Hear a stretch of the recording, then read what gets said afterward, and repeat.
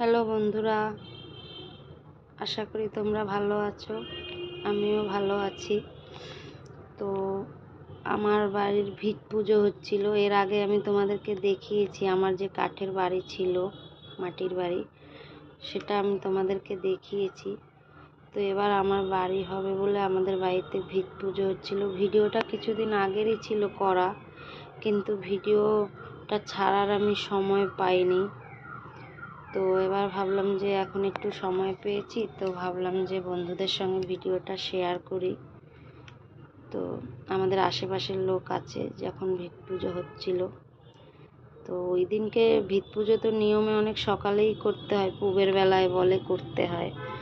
তো ওই দিনকে মানে আমাদের ব্রাহ্মণটা একটু লেট করেছে, তো ভালোই লেট করেছে। তো ওই লেটেই এসে তারপরে আর ব্রাহ্মণরা তো জানেন নম নম বিষ্ণু